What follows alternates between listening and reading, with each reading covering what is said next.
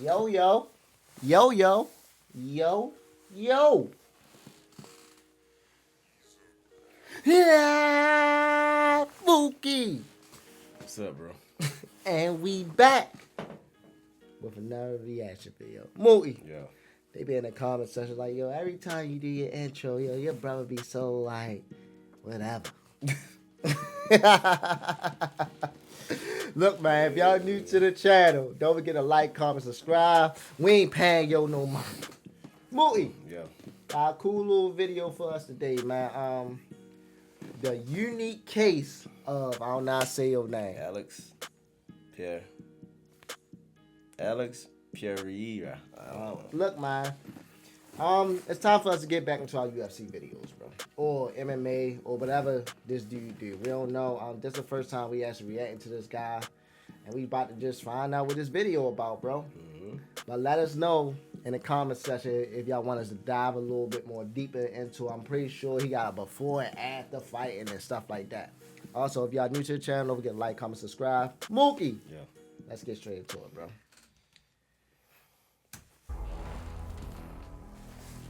Once in a while, a guy enters the UFC, hyped up as the second coming, and he completely fucks everything and everyone up. When he's done, you're left thinking, where do we rank him? There are certain athletes who just have that aura. You see them, you know they are special, but then they accomplish a feat worth their greatness. Cristiano, what's up, shorty? The discussions begin right after. Is he the greatest of all time? I am the greatest. I don't know about the greatest, but you don't have to be the best in order to be special. Habib was one example. 29-0, never lost a fight, barely lost a round, never bled, and Khabib. he retired on top. You cannot call him the best there was, but you can definitely call him different from the pack, like a force of nature. This is a different kind of human being. Those Russians that's a different kind of human being. Dagestanis. So They grow up fighting? from time he's a baby. Yes. And now Alex Pereira has entered the conversation. In the last video, I mentioned that if he got the W at UFC 295 and became double champ in under 10 UFC fights, he would deserve a whole lot more. Well, he's getting it.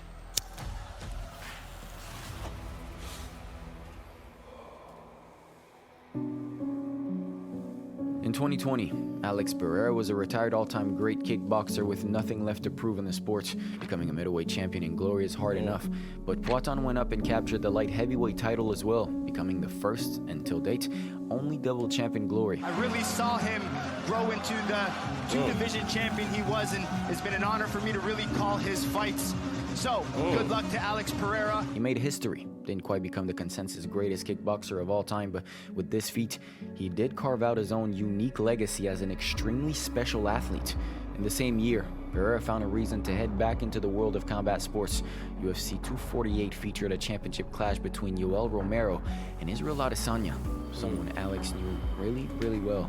And when the middleweight champion started talking shit, Pereira was determined to teach him a lesson for the third time. He's gonna be at some pub talking some shit about I beat that guy one time. When Pereira made his UFC debut, he was only known as the guy who slept Israel, but one fight, one vicious knee to the face knockout, and fans knew they were dealing with a monster.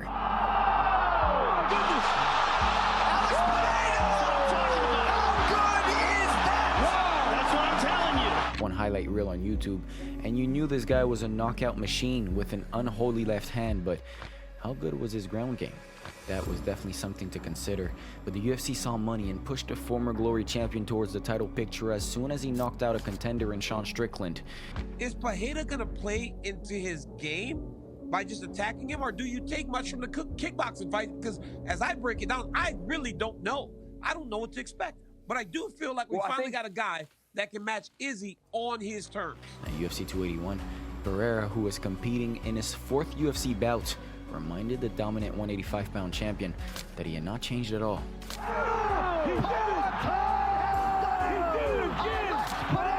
This was his fourth UFC fight, and he had dethroned one of the greatest middleweights in history. Way back in the day, Randy Couture won the heavyweight title in his fourth fight against Maurice Smith. What Alex had done was far more impressive, as Israel had been in the MMA game a lot longer, and despite getting taken down and controlled, Poatan looked ready to kill at the start of the fifth, and kill he did. Eu me sinto muito bem, muito feliz. Já estava escrito. Eu sabia que eu ia ser campeão. Predictably, with Israel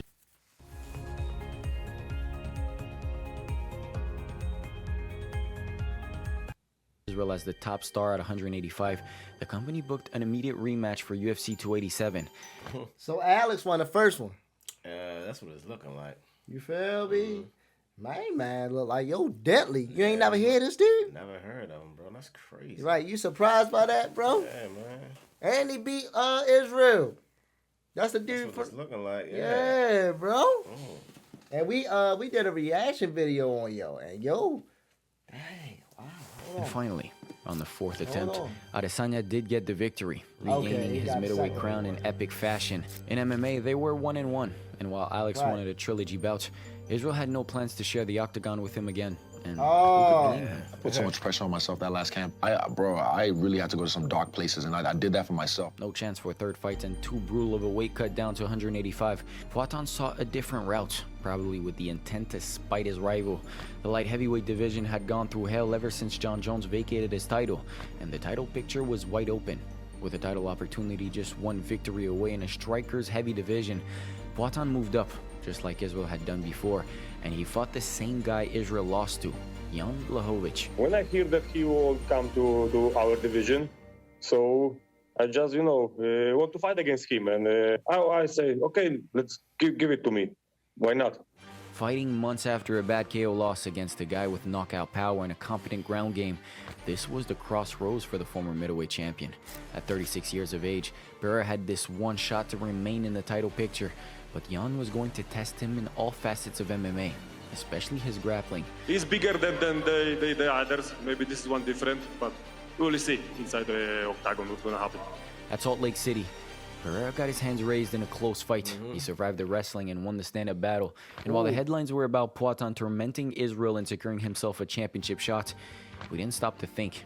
On paper, this guy was an MMA novice, and yet he had bested one of the more complete 205-pounders in the company, and a former champion. We're going to do this again, and I'm sure there's going to be for a belt. And after that, doing it like this, we'll come back and talk about that with some unfinished business. As we got closer and closer to UFC 295 at MSG, the same arena where Poatan won his middleweight title, we began to comprehend, holy shit, this guy might actually pull it off and become double champion with a handful of UFC fights. He had already defeated 3 UFC champions, and his next opponent was Yuri, someone who never truly lost his title. Remember, yo? Not exactly. Yuri, yo. Yeah. That's the dude that we did like a little documentary on, man. That's the Jitsu dude. Okay. Man, we react to so many fighters, bro. Bro, you don't remember the Jitsu dude? You feel me? They calling him like a samurai. Oh, yeah, that guy. Yeah, bro. Yeah. Beautiful city, New York, Madison Square Garden, main event, great opponent. By now, it was no longer about being Israel's greatest hater. Poatan had done enough to establish his own legacy in the sport, and one left hook from hell, and we would be looking at one of the most impressive combat sports athletes to ever step inside the war zone. Light heavyweight title fight going to be on the line as well. Yuri Prochazka, Alex Pereira. Pereira trying to become the 9th UFC fighter to win a belt in 2 different divisions. The vacant light heavyweight title awaited a new king, as 2 of the most destructive and vicious strikers in the company faced off in the main event of UFC 295. The 2 former champions were adept at putting people to sleep, and it was a matter of who would be able to strike first. And in the second round, Alex found an opening for his patent left hook. That unholy weapon of his had won him multiple titles before, and this was no different.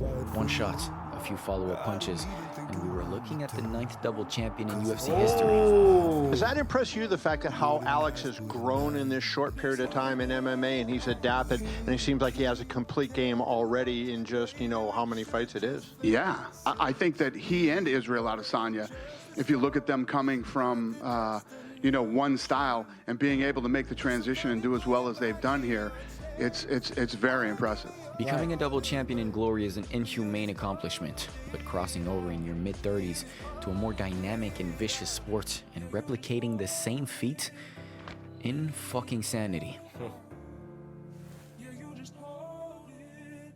Now that he has done it, You are looking at one of the most credentialed combat sports athletes of all time. Like I said, it's just a crazy sight to see a fighter rise to the top so fast, get this amount of respect, popularity, and fame so fast. Just felt like every step of the way was supposed to happen. With enough championships to secure his place in the bloodied history books for decades to come, he will not surpass Anderson Silva or John Jones. He might only fight a few more times and call it a career, as he is up there in age. You cannot call him a GOAT contender, as his resume doesn't compare to guys like GSP and Jones. But much like Khabib, you, as a combat sports fan, have to give him respect. Right. Greatest of all time? Not really, but special? If you want to be a champion, and we told him the truth and did it the way he did it, man. This guy is just like, you want to be a champion, man, you got to give it. You got to give it. You got to give everything you have. If a current Glory champion moves up a division, wins the title there, and comes over to the UFC to conquer 2 divisions, then we'll talk and compare. Until then, Alex Poatan Pereira is a special, special athlete. Okay. I never heard of yo. Never heard of this dude. I never heard of him either. Wow. And he I feel like I'm missing out, man. On everything. I like it. Hey, the fighting business. Great video. Great video, Hurt bro. business, baby. Great video. But bro, we gotta dive deep into yo. Let's see what's going on. I gotta actually see this man highlights. His like main man said, yo, his population and his fame grew so fast, bro. That's the thing about UFC and MMA, and I mean that's kind of like the same thing. Right. But that's the thing about it, bro. If you really a beast, you can you just can shoot up so fast, bro. Right. I guess what it be, Mookie? Is it be like the certain fights that put you up there, or you just mean, really gotta dominate every single person? I mean, you definitely gotta dominate, but it is those certain fights that's gonna, put you on another level. Right. So you gotta dominate your division and have a good resume. But when you jump into like the UFC and just start dominating champions, right? But it don't seem like it's that hard to get a top fight. Like the dudes that's at the top. Yeah, you're right. You can get a top fight in the UFC with only like 10, 15 fights. That's what I'm saying, bro. And once you get that top fight, it's like y'all could have been beat you. You just been here a little bit longer. But this dude Alex, bro, what do you think about him? His skill set, everything. Man, I think he's excellent. I love his skill set, and he didn't get there by chance. He actually worked to where he got it. And beating people like Anderson Silva and a couple other champions. Not Anderson Silva. Israel. Israel. It's just amazing. So we definitely gotta check him out more. Yeah, bro. If this one of your favorite guys, please let us know. If y'all wanted to check out other videos of him, please leave the links in the comment section. Look, man, we love y'all. We appreciate y'all, man. I'm Nick DUNSON, and we out, baby. One.